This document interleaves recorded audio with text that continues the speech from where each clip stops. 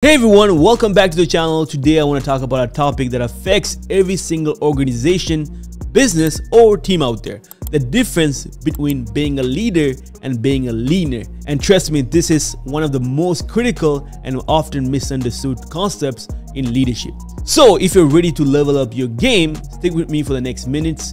I'll show you how. Let's start with a question. Have you ever met someone who at first glance seems so impressive? Someone who talks a big game and has all the right credentials. You might think, whoa, this person is going to places.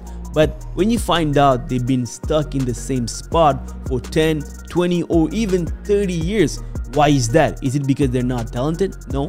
Is it because they don't have potential? Absolutely not. The reason is often they are leaners, not leaders. I'll never forget one of the first people I hired early in my career.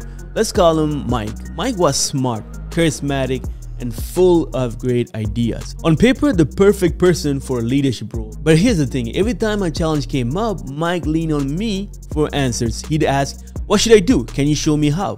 At first, I thought, okay, he's just learning, but weeks turned into months, and Mike never stepped up to solve his own problems. He was leaning on me instead of leaning on his team. And guess what? That department suffered because of it. So what's the difference between a leader and a leaner? Let me break it down for you. Number one, leaders take initiative. They don't wait for orders, they create solutions. Leaner rely on others to guide them every step of the way. Number two, leaders embrace responsibility and ownership. They say, this is my department, my project, and I'm going to make it great. Leaners pass the buck. They say it's not my fault or someone else should handle this. Number three, leaders inspire others to raise their standards. Leaners pull down because they're waiting for someone else to carry them. Let me tell you another personal story about someone else in my team. Her name is Joanne. She was my third assistant.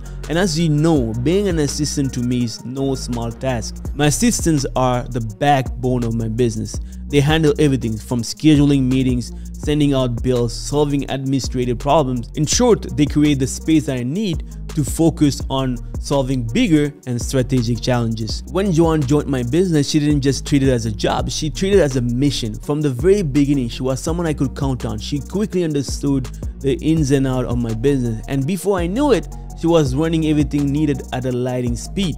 But here's where she stood out. Once she had mastered her role, she didn't stop there. One day, Joanne came to me and asked, can I get involved in some of the money-making projects? She wasn't just asking for more work, she was asking to take a bigger challenge that could directly grow the business. That's the mindset of a leader. And guess what? Today, when I have a new opportunity or a big decision to make, Joanne is the first person I think of. She's proven that she can handle the responsibility, and I know she's capable of taking bigger and bigger roles as my business grows. Who knows, maybe one day she'll lead an entire department by herself. Here's an important concept to understand, the 80-20 rule.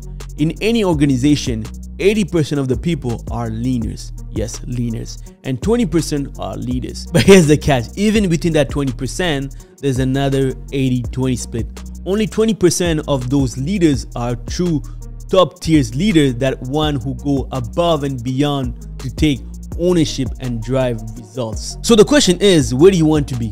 Do you want to stay in that 20% or do you want to push yourself to the top 1%? Leaders are always striving to improve, to take more responsibility, and to make a bigger impact. Leaners, on the other side, they stay comfortable, waiting for someone else to lead the way. Now let's get practical. If you are a leaner or you think someone on your team might be leaning more than leading, here are 3 steps to change that. Number one, own your role. Start by taking 100% ownership of your work. Don't wait for someone to tell you what to do. Ask yourself, what's the best way I can add value right now? Number two, solve problems. Leaders are problem solvers. The next time you hit a roadblock, don't run to your manager with the problem. Run to them with solution. Number three, inspire others. Leadership isn't just about managing tasks. It's about inspiring others to be their best. Be the person who motivates your team and set a higher standard. Let me share another story, a personal story of mine, a moment that completely changed my trajectory. I was working for my mentor at that time, someone I deeply respected. I had been learning for almost 4 years. One day he sat me down and said, I don't want you to start selling for at least 6 months. You need to focus on perfecting every other part of the business first. At the time, he needed help with administration, and honestly, he thought that I was only there for that reason, but I had a bigger ambition. So I made a decision. I was going to learn everything I could about selling process without waiting for permission. For the first month, I listened to every single call he made to his clients, every strategy, every way he closed a deal. I took notes, studied his approach, and absorbed everything like a sponge. Then one day the phone rang with a new lead. Without asking him, I picked up. I gave everything I had, using everything I learned, and guess what? I closed the client on that call and made $3,000 right then, right there. I went back to my mentor and told him what I'd done. At first, he was surprised, maybe even a little bit shocked, but then he was impressed. He looked at me and said, okay, you can start calling clients. Not only was he proud, but he was also relieved. He realized I could take on something he thought only he was capable of doing.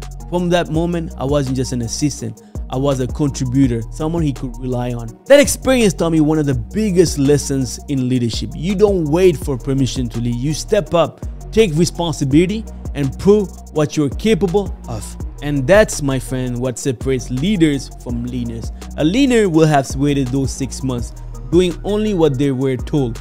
A leaders take initiative, create opportunities, and show they're ready to take on more. The question is, what will you do when you see an opportunity? Will you wait for permission, or will you step up and lead?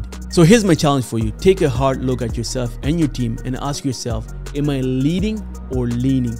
And if you're leaning, decide today to change that. Remember, every great leader was once a leaner. The difference is they made a decision to stop leaning and start leading. Write it down. Think about the people on your team who's leading and who's leaning.